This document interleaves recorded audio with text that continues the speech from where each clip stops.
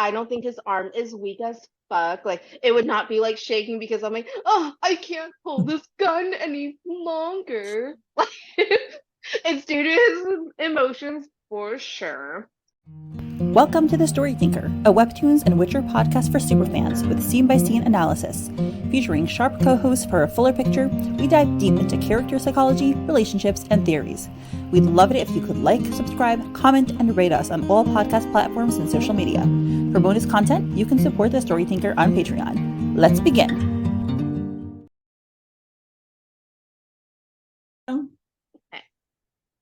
Hello, everyone, and welcome to episode 116 of 𝗵𝗵𝗱𝗆, and today we are here with Darla. Hi, guys. Okay. I'm solo dolo today with Mindy. Yep. And Darla gets to see Tora in his element. In his glory, in what he's made for. Let's be real. Yeah. But we're also going to talk about the emotions that he goes through here, because there's a lot that he experiences that, Lily is showing us. So there's the outside, very sexy to some, to people like Darla who love that. And, Yes.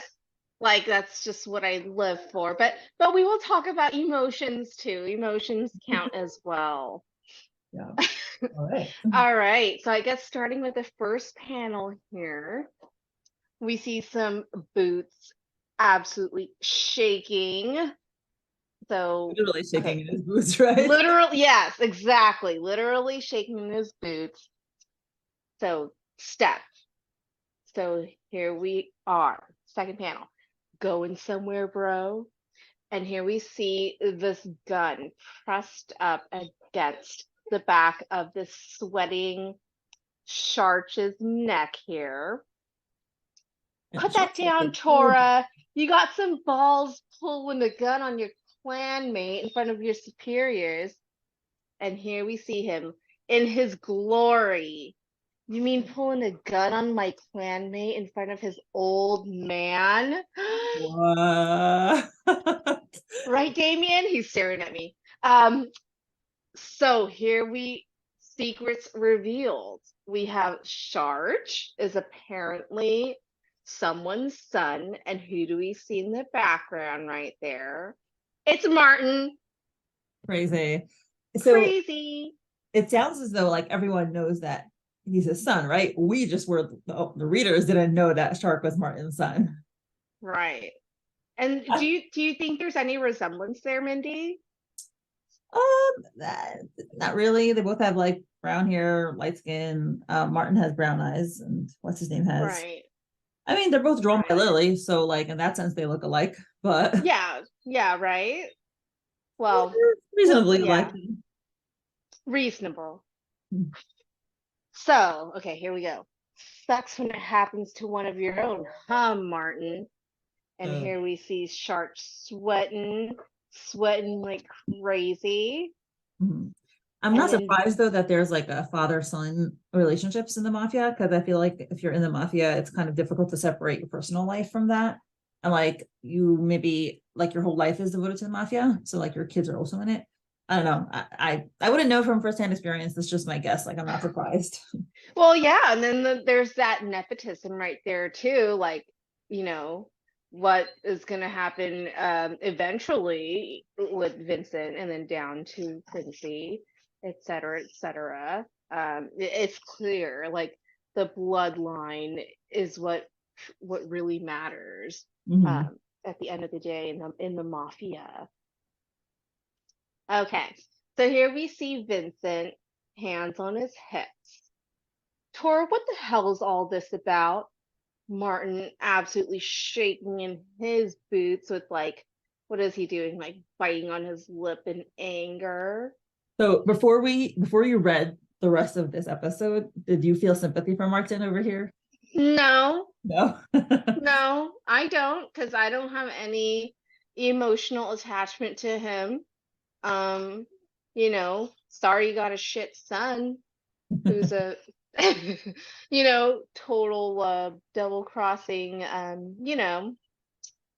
POS piece of shit. I mean, he takes after his father. Like his father is not exactly the nicest guy. I mean, even just this whole comic. So oh yeah, totally. Best. Absolutely.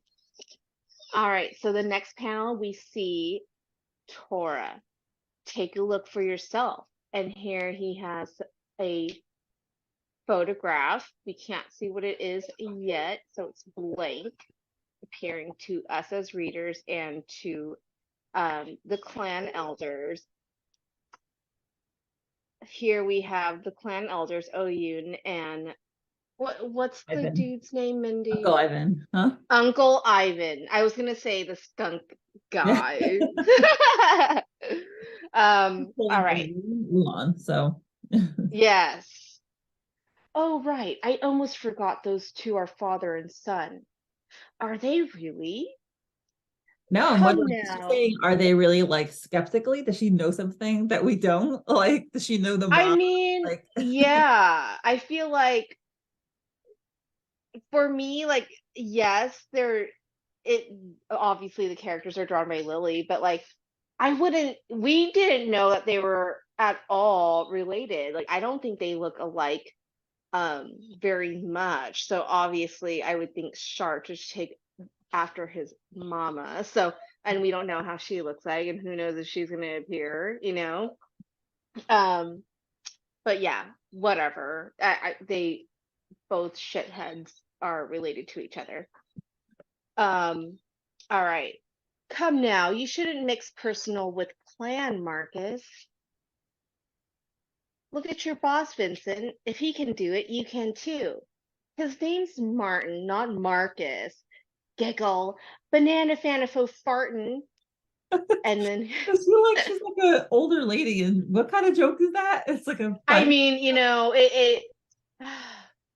I'm having flashbacks to my childhood because my sister would call me would use that word really? to call me. Yeah, I never, totally. I never heard of this phrase before. Yes, my sister would always call me stuff like that, but that's just like being the younger sibling. So I wasn't quite clear when, Ivan said, look at your boss. If he can do it, you can do it too. How did he not mix personal with clan? By saying Quincy and Tora ascend?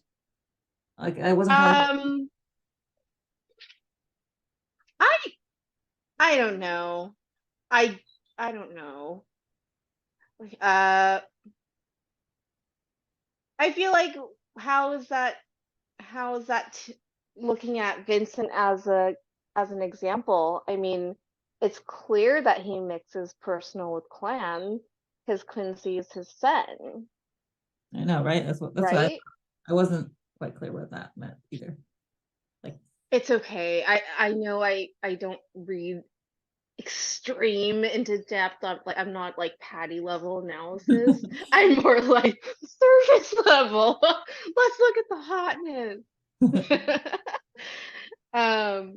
Okay, so here we see Vincent picking up the photograph off the floor. Maybe you should here's your husband. You notice something.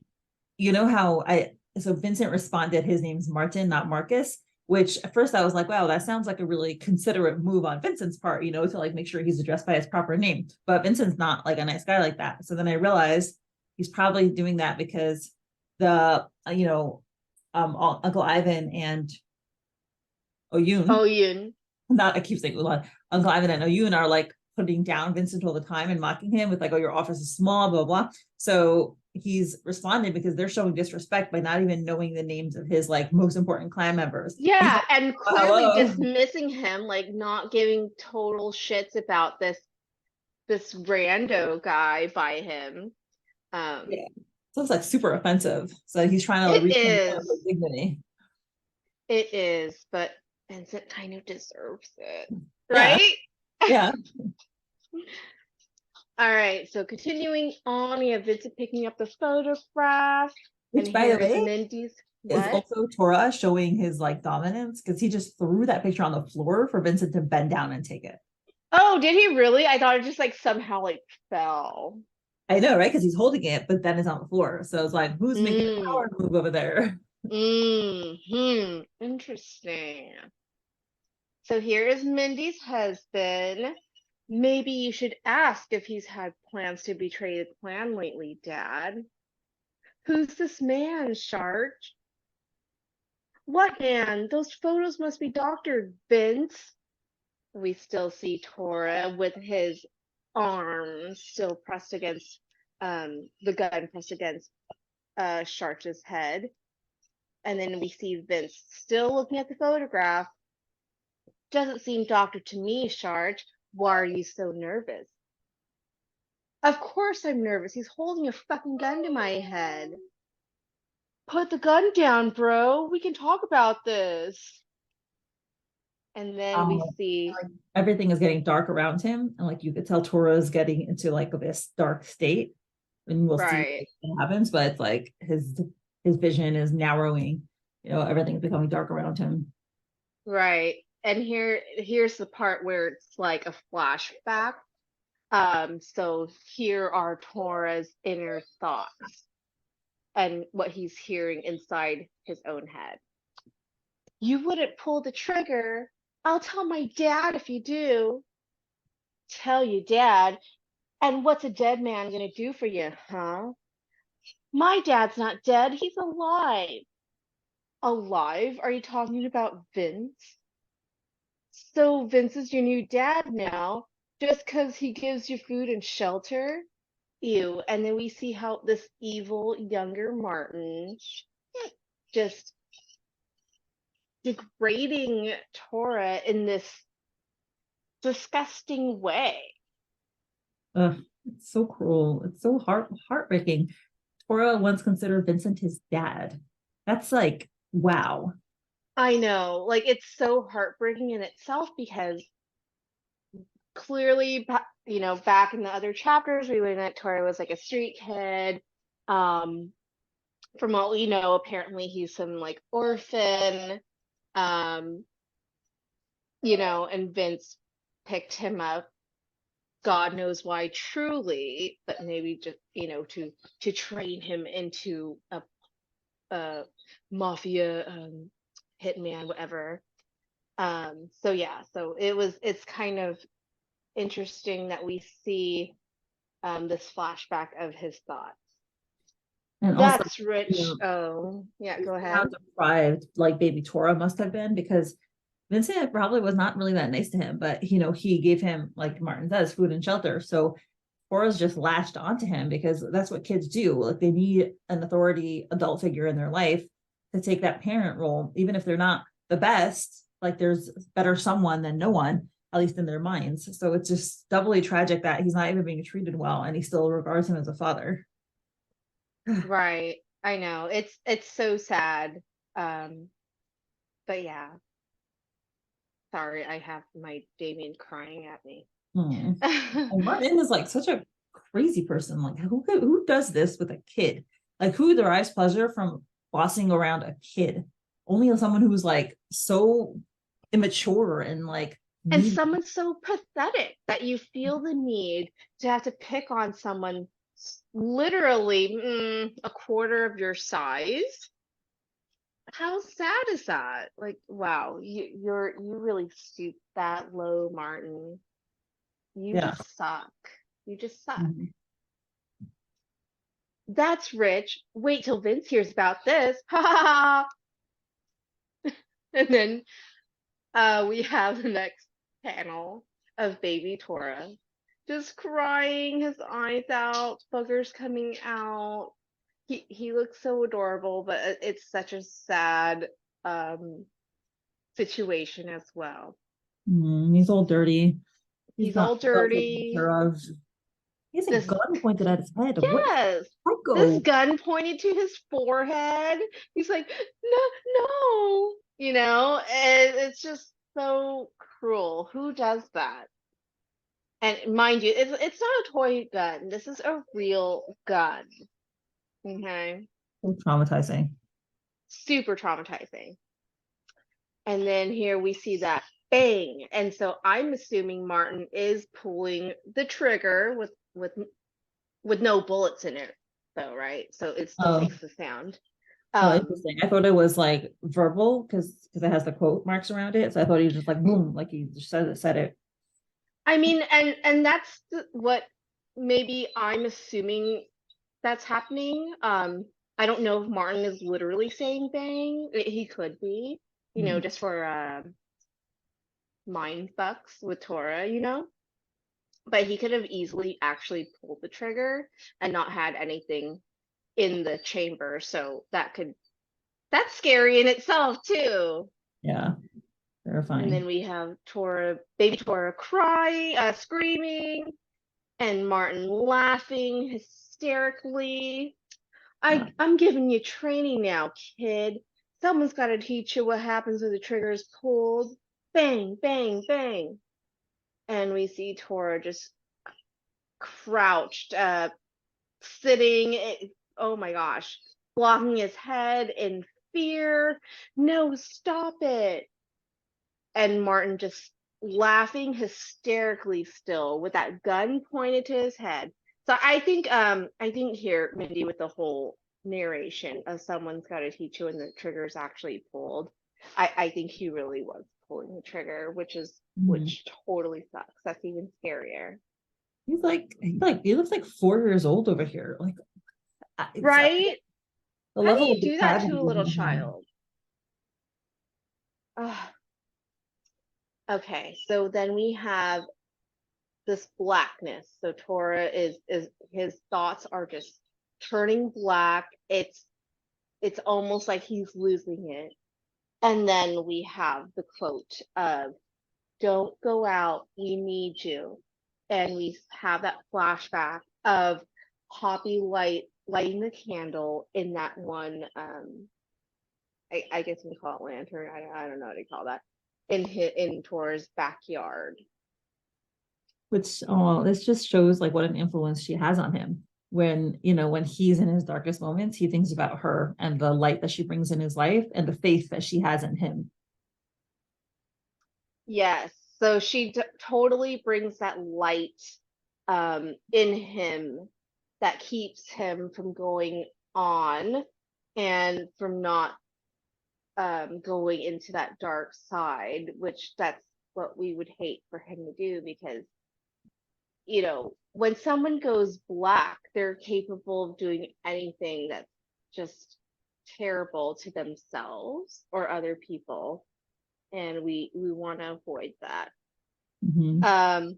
And then here we see him absolutely huffing and puffing, sweating. We see Scharch huffing and puffing as Did you notice well. Laura's arm is shaking? And I'm kind of assuming that it's not because he's been holding it out for a while. Like he seems to be more well exercised than that, but he is shaking. So do you think it's because of his emotions?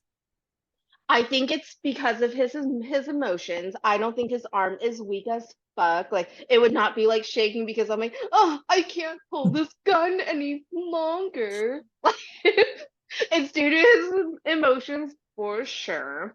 Um, because he's thinking of that whole time where Martin, which is Scharch's dad, doing basically what he's doing right now to Scharch, and he's getting that flashback because he clearly thought that he was gonna die when he was a child. He thought that he was gonna die at the hands of this evil man, Martin, which is Scharch's dad, who is watching this whole situation.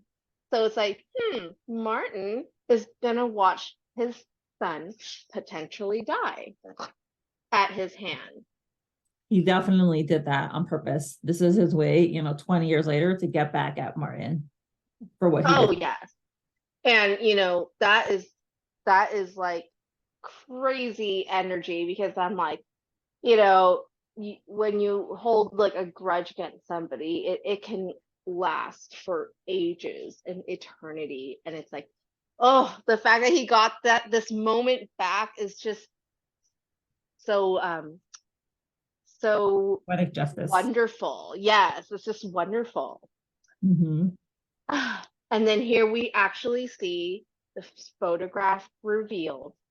And all right, so who do we see here? We see Mr. Lamb from season 1 and Starch and his homie exiting the hotel. That they were in the hotel, right?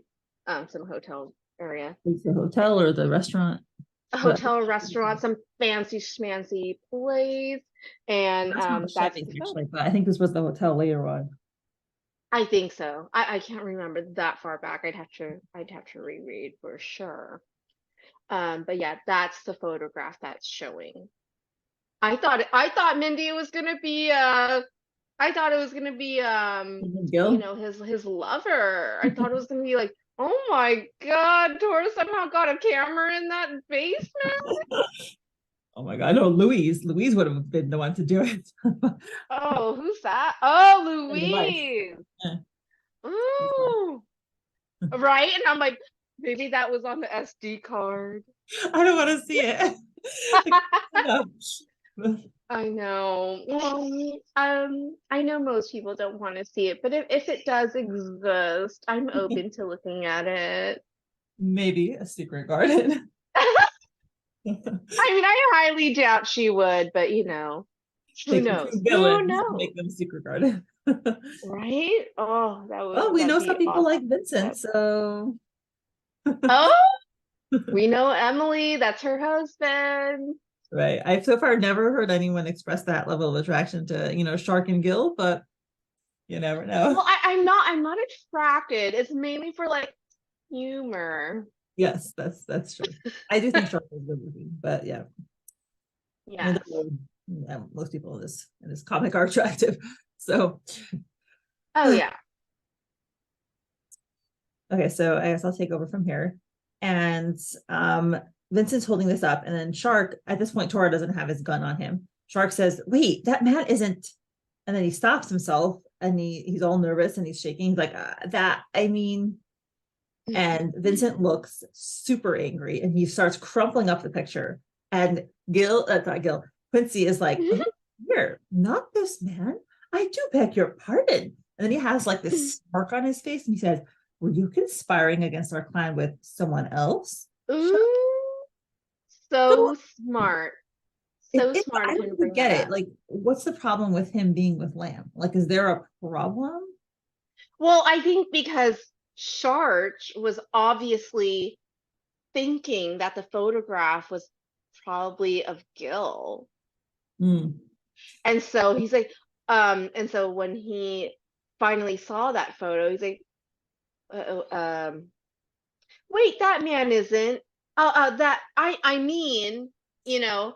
Meaning he's like, that's not the man that I'm conspiring against with you. Yeah, like, oh, that's just, you know, he clearly had some sort of conscience. Yeah, and he jumped to conclusions of what he thought who would be in the photo.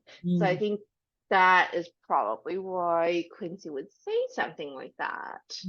He like gave himself away, even though there was no reason for that to happen. Yes, absolutely. So that was really smart. Yep, that's good. And Shark is like in total panic mode. I've never seen him look like that. He's like, it's not what you think, Vince. And Tora's just, you know, arms crossed, giving him a look, because I think, well, I was going to say Tora doesn't respect people who double cross their clan, but then again, you know, Tora does that to the 𝗏𝗏 clan, so whatever. Right. Yeah, it's a little bit, yeah. So, and now we go back to like how we obtained that picture. We have a flashback when Quincy is in that adorable maid outfit. They're sitting around the table with Tora and Poppy, and Tora says, Quincy, remember that scam Gil pulled and how we were wondering which clan Gil's been running with? And Quincy says, the one you told me about after I met him in person? Tora says, yes, that one. Because guess whose number came up in Gil's phone records? Not that I give a shit, but it looks like we got a pigeon stool in our clan. So, okay, so this is how they discovered that Gil, I guess, was in communication with Shark. Right. Those records. So I'm assuming, you know, Ronzo. What's his other name? 𝗪𝗪. Yes, 𝗪𝗪. Of course, he had to help see that through. I'm still not quite guessing. Like, just because Shark talked to Gil, why would that mean that he's betraying the clan? You know, I mean, Gil's a person. Like, how does that show anything about betraying the clan? I mean, I don't think Gil would have any sort of involvement with the 𝗵𝗲𝗱 clan, right? So he's like this complete rando that Scharch keeps getting in contact with, probably on a regular basis. So that's obviously a red flag. Is it maybe Especially because Gil then has the notebook, and that information is something that like the clan wants, and because he's not giving over the notebook information to the clan, that's like yes, all the notebook is what everyone is going after, and the fact that we have Scharch getting in contact with the person that has the notebook now, maybe now, or I don't know what he could have done with it. Oh, I guess we can talk a little bit about some theories going on about where the notebook is. I think forgive me, Patty, if I am wrong, but we talked about this a little bit. And so she is saying that she wouldn't be surprised if like Gil and his whoever is working under Gil, you know, took all the information down from the notebook. Anyone can like take pictures of that, you know, super fast, all the information, and then planting it back into Poppy's apartment. So that could have been where the notebook is placed now. I don't think Gil would have the hard copy of the notebook now. I think it's you can easily dispose of that, you know, for your own safekeeping. But as long as you have all that information, whether it be Xerox copies for us old timers and like photographs, scanned sheets, whatever, you have the information in there, so it doesn't even matter. You don't need the notebook anymore. Okay. Yeah, that's interesting. So if Quincy, back on the flashback, continues, you mean a stool pigeon? Yeah, whatever, you mafia nerds. But actually was referenced in an earlier conversation. He's like, hey, Pops, how exactly did you convince Mr. Lamb that Shark was up to no good? And Poppy is like just besotted with Tora. She's just staring at him. Oh yeah, she is totally just absolutely in love with what she's seeing right now. Yeah, she's got bedroom eyes. Yes, she sure does.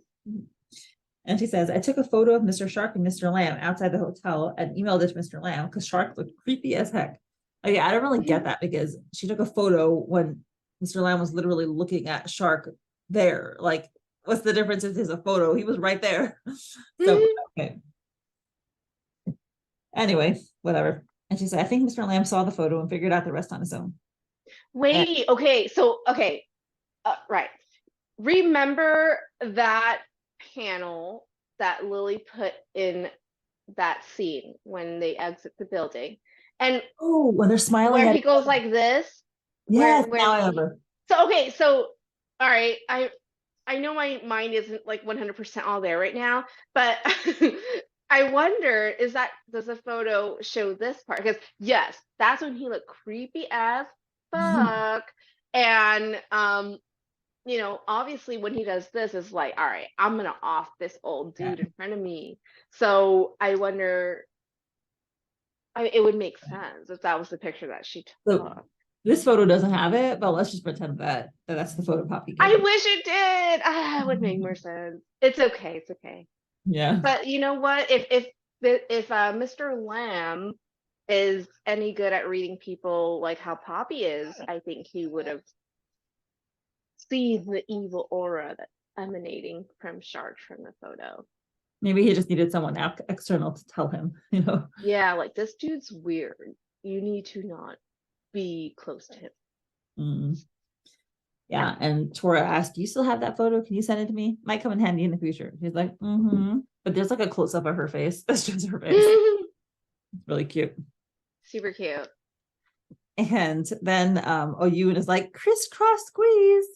I've never heard that expression before. Have you? Okay, someone commented, I'm not sure where I saw it from. Was it on Facebook or Webtoon comment? I don't remember, but someone said it was a bridge from playing bridge. Yeah, I You know, just the looked it card up. game. Both men I and don't women even know. I still don't understand it. So I was like, okay. I guess it's like one, or like you got your opponent. Oh, okay. So that's the gist of it. I think Okay. so. That's cool. And Ivan's like, "You're aging yourself, darling." And Vincent's like, "Take your son away. I'll deal with him later." Scharch's like, "No, wait, it was a setup." Martin's like, "Shut your mouth, boy." Oh boy. So we have a parallel. Both fathers are telling their sons, shut up, like you're embarrassing me. Vincent told Quincy last time, and now Martin's telling Scharch in a situation that was caused by Quincy. So it was kind of like coming around. And he says, "We've been humiliated enough for today," which is very similar again to what Vincent said.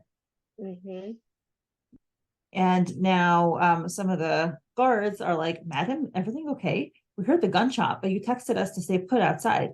And 𝗬𝗵𝗋 says, "Yes, yes, everything's fine. Just get rid of those two dingbats lying in that corner." So I'm a little confused because as far as we saw last episode, only Dory was shot and like what's his name was still alive. Yes, and that's what I was gonna talk to you about. It was like, okay, is green-haired guy dead too? He was alive last episode. I think it's just a little bit of a continuity error, honestly. But we're failing to show us that he also got shot. I know. I would love to see that as some validation, but who knows? He could be alive though, because I would think that just to be smart about things, I would keep him alive as a way to be the person to kind of like, you can go out there in the world and tell people, hey, let's not fuck with this shit anymore because, homie Dory right here, he got shot by or he ain't here anymore, so let's not fuck with this anymore. Right, as a threat. But who knows? I guess we'll get some more confirmation later on. So someone else, one of the other clan elders says, "Well, Vince, it appears your concerns may now be put to rest. Stunning display of teamwork between those capable young men, Quinston." So yeah, so they're basically saying Quince did a great job. He's fit to be clan leader. He's fine with the violence. He's smart enough. He's got the street smarts. He's got the people skills. He's good. Which is a very, good work on the part of Tora and Quincy to show that level of, capability. Right. To do it in front of the clan elders so they got their approval. They got their, kind of stamp that this is okay. Right, and to show no fear, no fear, no resistance. That's what it takes to be, let's just say, a king, whatever, mob boss. But yeah, no fear. And even though it was it last episode when Quincy's like, I'm paraphrasing, "I can't stand the sight of blood, but like I have my homie right here that can, so hey, why not?" Which is amazing teamwork. Each one of you does what the other person can't do.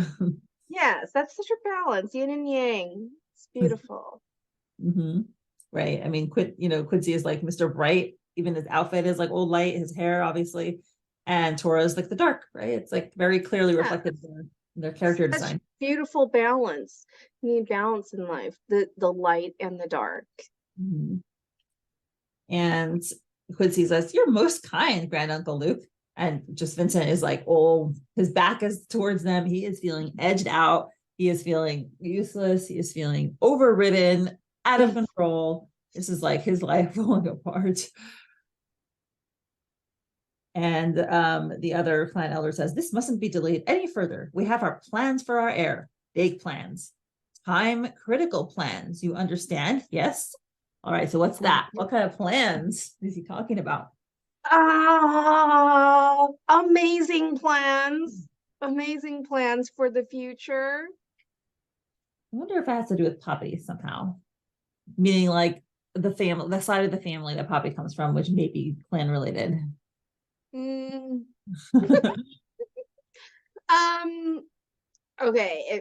All right. So I can't give off like a spoiler right now because we haven't gotten there. Okay. Well, it's like I feel like whatever's gonna happen later on has to deal with like Quincy thinking about others before himself. Mhm. Like I think those people, Poppy, Tora, all these other people involved, I think he's thinking about their safety before his own happiness. And I think this whole crazy the clan elders coming together to meet with Vince is the whole reasoning behind this is because Quincy is thinking about the safety of other people before himself. Yeah, I think so. I think that's a part of, especially to protect Poppy. Yes. Especially. Right. An Well, innocent bystander. yeah, I'm kind of wondering how he'll run the mafia with trying to be moral. How would that work out?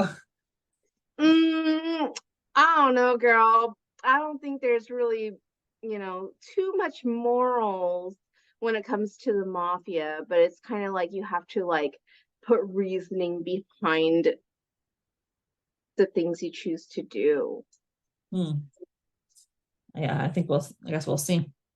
I wonder if do you think that Quincy's going to try to eventually just deconstruct the whole clan and make it collapse? Like, I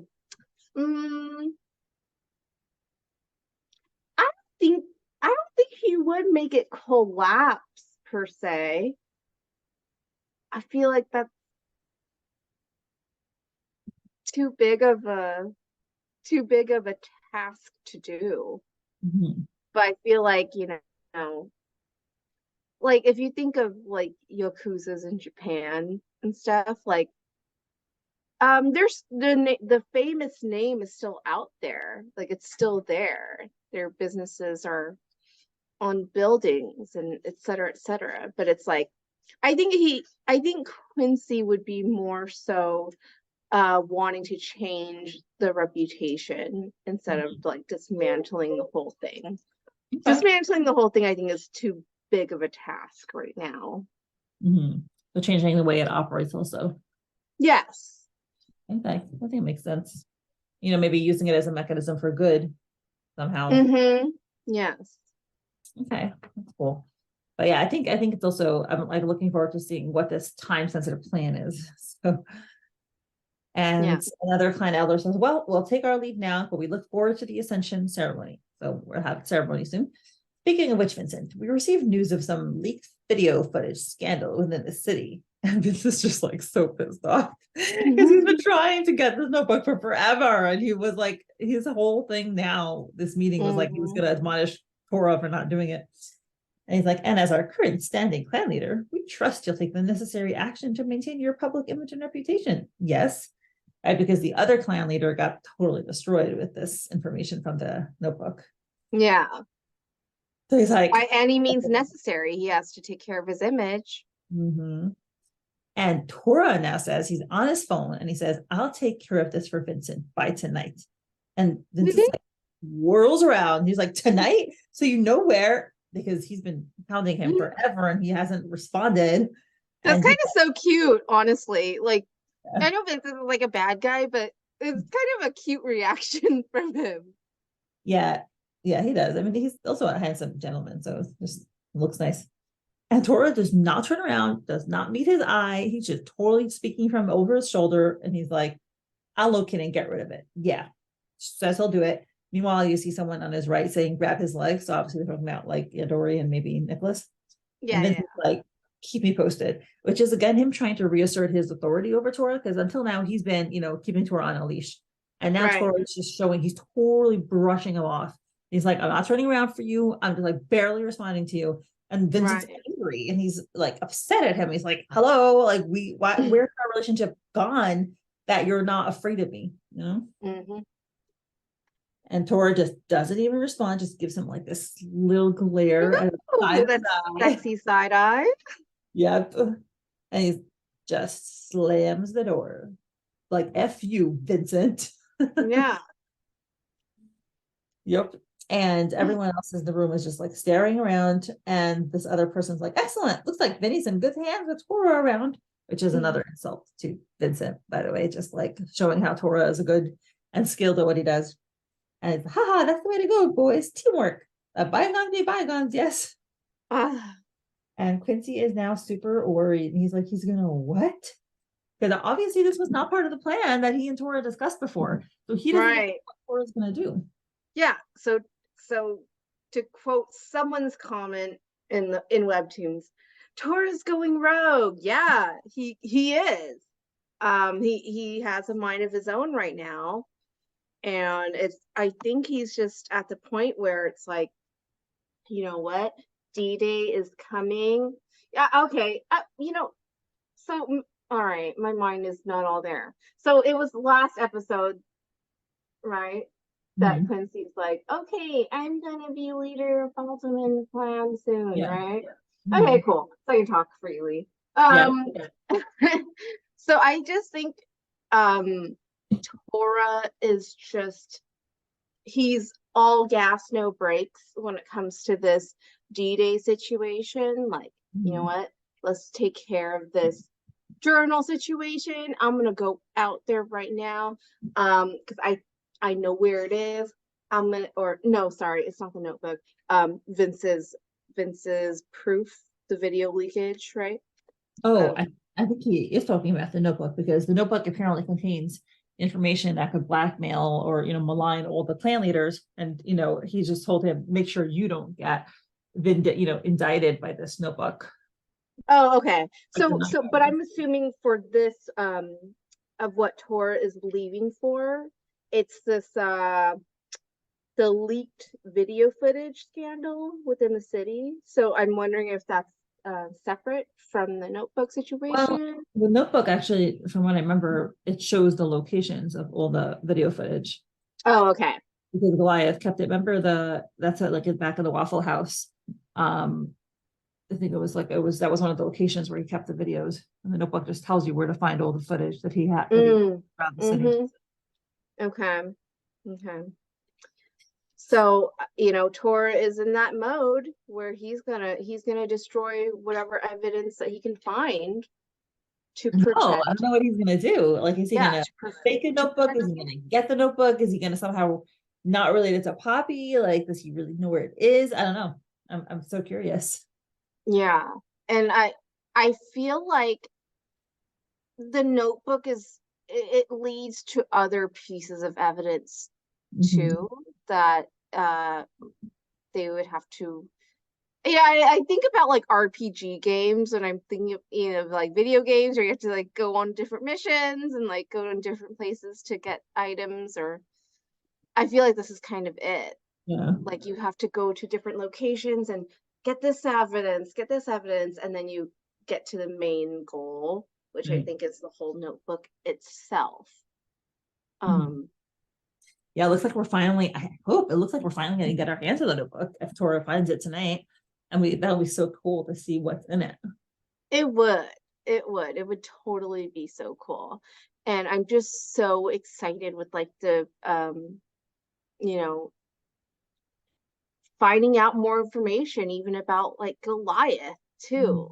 Yes, Goliath. It's like joking. Is he gonna show up just in every season finale and that's it? Like, just a couple times. Just jumping off a cliff, off the island. But I'm really excited to see that, and I know Lily's gonna be absolutely amazing when it comes to that, because she always is. But yeah. Yeah, we're with a lot to look forward to. It's very tantalizing. Yeah. And it's gonna come back July 7th, so I guess we'll find out then. Yes, perfect. Now I can focus on work again. Friday, that like 6 p.m. around 7 p.m. for me. I'm like, oh no, I gotta story. Don't bother me. I'm taking my break. And so my mind on Friday nights are just like all over the place. And that's when I'm actually crazy busy at the store. But I'm like, I don't give a shit. You guys watch the vlog. Give me 15 minutes. I'm going to take my break. Let me read my story. That's hilarious. Dedication. Dedication, absolutely. Everyone knows, that Darlene is obsessed with Midnight Poppyland, so give her that time so she can come back and be like, oh, and then I was talking about it with my coworker Daniel, and I'm just like, oh my God, my man Tora. Well, he's like, what is the story? And like Midnight Poppyland, he's like, let me read it. I'm like, okay, but Tora's mine. So, he finds mine attractive. So I'm like, no, he's mine, okay? So you can't claim him. He's like, don't worry, I know that. Tora's yours. I'll just read it though, because I'm so curious now. And I'm like, okay. Did he like it? He didn't. The last time I saw him, I worked for like 2 hours yesterday just to do like a conference call. And he was just like, how do I get to the story? I'm like, you need to download webtoons first of all. He's like, okay, fine, I'll do that. So the next time I see him, I guess I'll ask him.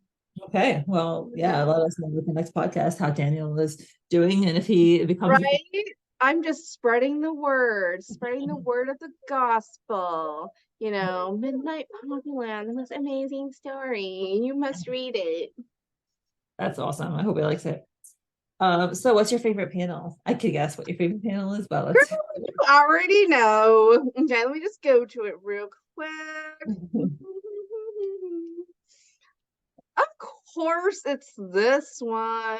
Yep. Duh. It's like the most sexy. What is yours, Mindy? I don't know.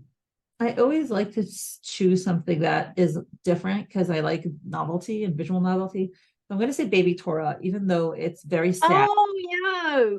It's just also very cute. I do love that Baby Tora one, and I like this Baby Tora. I just like him. He's a cute little baby. So cute. Like, okay, Mindy, like, I'm not that great of like kid. Like, I'm not like a child lover. Like, I'm not like a child. Like, whatever. Like, okay, I don't care. But then, like, when I really like someone, like even if like my boyfriend now, like I'll see a child picture or whatever, it's just so cute. It's really cute because you see what kind of adult they have turned into, and then see their just pure innocence at that time. It's just so heartwarming. I mean, it's sad to see him like boogers and crying, but yeah, so cute still. Right, that's like cheeks and the hair in his eyes, and big eyes. It's adorable. Zero pupils at all. Super really cute. Still long lashes. Yeah, he needs a bath. But yeah, this was an exciting episode, and it leaves us with a lot to look forward to. Yes, I think we have a lot in store for us. So come time till July 7th, I think we can all use that mental break to be ready for what happens, because I just think it's all gas, no breaks from here on out in this story. And it's I know lots of people are like, I miss season 1 where it's all Tora and Poppy being romantic. Well, guess what? This is a mafia romance, you guys. So we're going into the mafia mode, which is like what I live for. So, yes, just continue on. I'm excited. I'm enjoying it. Yeah. All right. Well, thanks so much, Darla, for thank you, Mindy. It was really nice. And I hope you enjoyed it. Yeah, I did. It was great. All right. Thanks so much. Have a great night. You too. Thank you. Bye. Thank you to my current patrons: Susie, Lily, Molly, Veronica, Emily, Jo Rochelle, Saucy Tuggles, Ann Rose, Alexa, Misty, Joanne, Esther, 𝗏𝗏 people, Emily, Jane, Kay, Lily, Becca, Saranda, Christine, Sadie, Teresa, Mrs. Castaldo, Emma, Bora, Ruby, and Robin. Your support is truly appreciated.